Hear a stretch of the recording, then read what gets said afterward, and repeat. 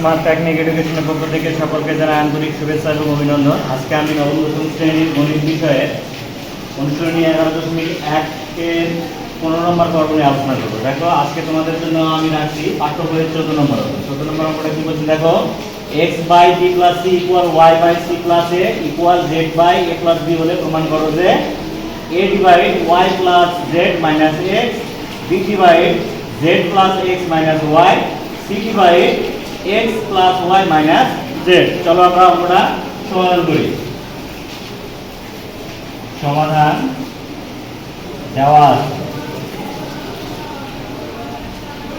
কি দেওয়া আছে দেখো, দেওয়া আছে না দিয়ে আমরা একবারে এই লাইনটা লিখতে পারি। মনে করি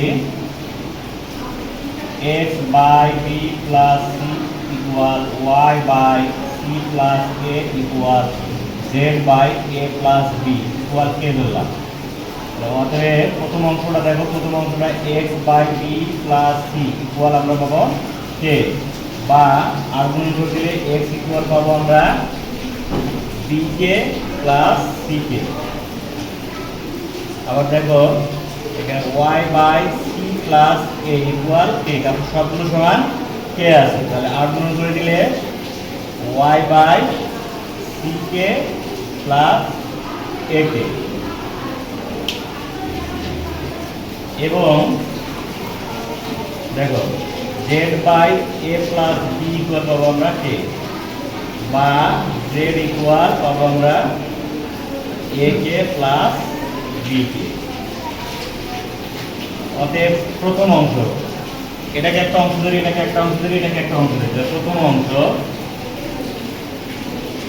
ay y plus z minus a, এটি থাকলো। এখন দেখো y এর মান কি পাইছি আমরা, y এর মান পাইছি c কে প্লাস a কে, প্লাস z এর মান কি পাইছি a কে প্লাস b কে, মাইনাস x এর মান কি পাইছি b কে মাইনাস c কে। এখানে প্লাস ছিল, মাইনাসের কারণে মাইনাস হয়ে যাবে। এখন দেখো আমরা কাটাকাটি কে কে যায়, এটা আগে কেটে দেই। b কে b কে কাটা যাবে, c কে c কে কেটে যাবে, তাহলে আমরা পাবো দেখো এখানে a কে, এখানে a কে, তাহলে 2a কে পাবো আমরা a বাই 2a কে। a কে যদি কেটে দিই আমরা তাহলে পাবো 1 বাই 2k, 1 বাই 2k। এবার আমরা দ্বিতীয় অংশ নির্ণয় করি। দেখো দ্বিতীয় অংশ আমাদের আছে b by z plus x minus y।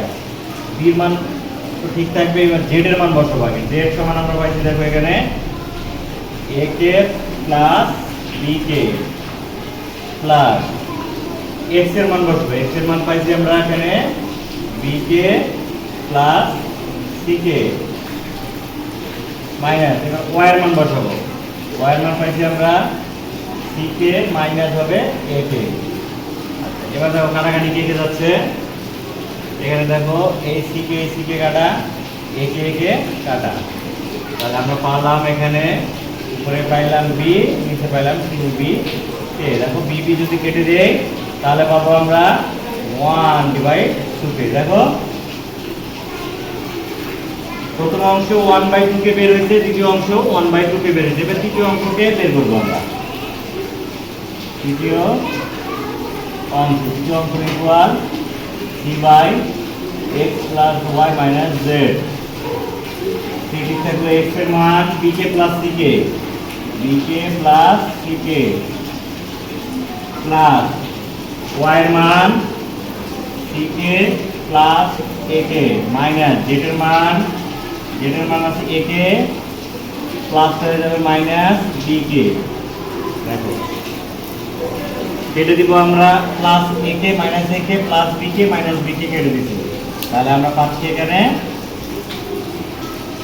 c by 2c K. c কেটে গেলে আমাদের থাকে 1 বাই 2k। দেখো প্রথম অংশের মানও 1 বাই 2k, দ্বিতীয় অংশের মানও 1 বাই 2k, তৃতীয় অংশের মানও 1 বাই 2k। তাহলে আমরা এখানে লিখতে পারি অতএব প্রথম অংশ ইকুয়াল দ্বিতীয় অংশ ইকুয়াল দ্বিতীয় অঙ্ক কি করতে বলছে? প্রমাণ করতে বলছে। তাহলে আমরা এখানে বলতে পারি প্রমাণিত। দেখো অঙ্কটা অনেক সোজা। আমরা মনে করলাম এগুলো সম্পূর্ণ সমান কে ধরলাম, তাহলে প্রথম অংশটা সমান কে, দ্বিতীয় অংশ সমান কে, তৃতীয় অংশ সমান কে। আমরা ধরে নিয়ে এখন x এর মানটা নির্ণয় করব। x এর মান 8 গুণ করলে x এর মান বের হয়ে যাচ্ছে। কে যদি গুণ করে দিই তাহলে b কে প্লাস c কে, আবার y এর জায়গাতে y এর মানটা নির্ণয় করতে গেলে দেখো c কে প্লাস a কে, z এর ক্ষেত্রে a কে প্লাস b কে। প্রথম অংশ থেকে y z x এর মানটা ইনপুট করে দিয়ে কাটাকাটি করলে আমাদের মান বের হয় 1/2 কে। এভাবে আমরা প্রথম অংশের মান নির্ণয় করব, তৃতীয় অংশেরও মান নির্ণয় করব। মান নির্ণয় করলে দেখা যায় প্রথম অংশে যে মানটা বের হয়ে যাবে, দ্বিতীয় অংশে একই মান বের হবে, তৃতীয় অংশে একই মান বের হবে। আশা করি তোমরা অঙ্কটা বুঝে গেছো। এই ধরনের যদি আরো ভিডিও পেতে চাও অবশ্যই আমার চ্যানেলটিকে সাবস্ক্রাইব করে সাথে থাকবে। ধন্যবাদ।